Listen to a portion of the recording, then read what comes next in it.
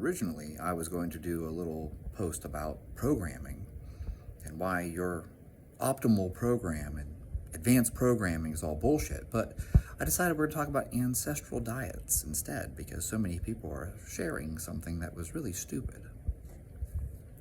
So I don't debate people that I don't have any respect for, so I'm not going to debate this person. But I am going to inform other people, because this is the problem. You can say something really stupid in 5 seconds, and it takes someone 5 hours to dispute it because you have to go through all the, details to explain it to people. I'm going to shoot from the hip here, and I'm going to make it a short version. So shooting from the hip, here's the deal about ancestral diets. They weren't eating processed foods.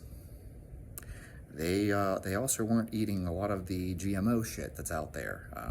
Your corn and things like that. Your bananas, actually. Bananas had seeds. So take that as you will. And they certainly weren't eating seed oils because you didn't have hexane and you didn't have all these expeller processes to create oil from foods that don't really have oil in them. Like, how much oil is in corn? You ever stop and think about that? Is corn a high-fat food? Where the hell is corn oil coming from? I don't think corn on the cob is very high in fat, is it? No, it isn't. I'm informing you it isn't if you don't know that already. Now, don't get me wrong. There are certain seed oils, like, you could have vegetable oils and stuff like that. Avocado is technically a fruit, actually. So that's a fruit oil. And you could have olive oil, also technically a fruit. Ooh, shit.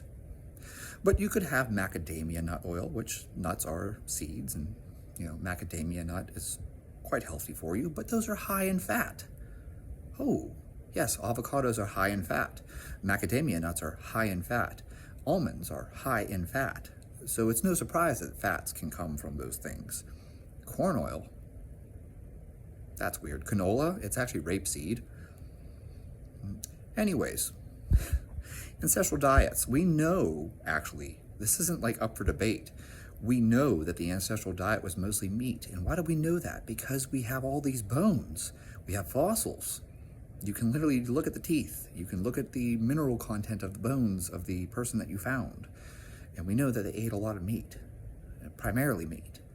And I will prove this to you very quickly. So I live in Duluth, which is fucking cold. And if I had to go live off the land right now, guess how many vegetables I'd be eating? Guess how many berries I'd be eating?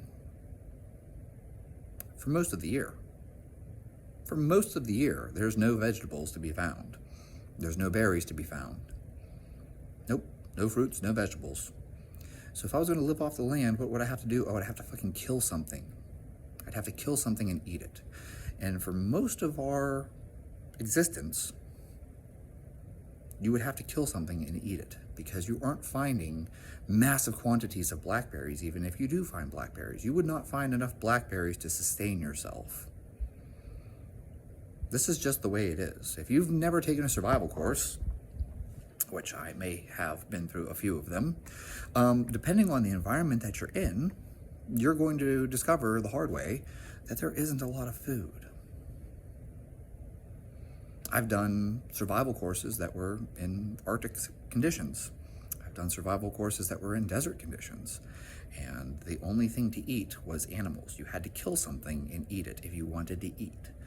There wasn't like a ton of berries or fields of potatoes or things like that around. This didn't exist. You had to kill something. And that meant killing a lot of rabbits, actually. I'm probably not a very good hunter, but I can kill a rabbit.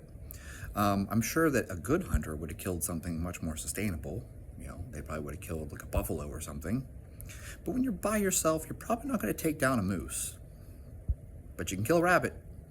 They're really easy to kill. And they're really easy to trap, too. Rabbits are not very smart. So they're a lot easier to trap, and they're a lot easier to kill. In fact, you can grab them with your bare hands and just break their neck. Oh. That probably hurt someone's feelings. I'm sorry. Did you know that the food in the grocery store, no animals died?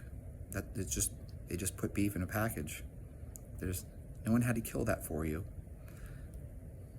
That's why you should buy your food at the grocery store where no animals had to be harmed.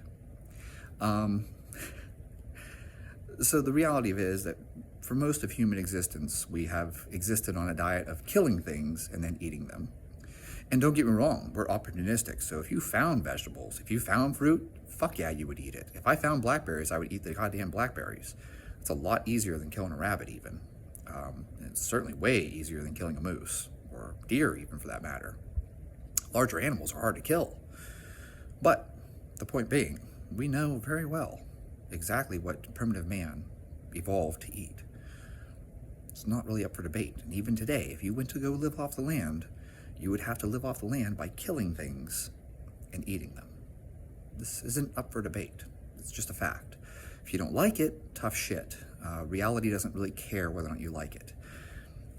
Your belief system is great. Go ahead and be a vegan. Go live off the land, and good luck. Whenever you've been living out off there for 2 weeks and now you're super hungry and a rabbit is just sitting there, I bet you'll kill it. Trust me, you will.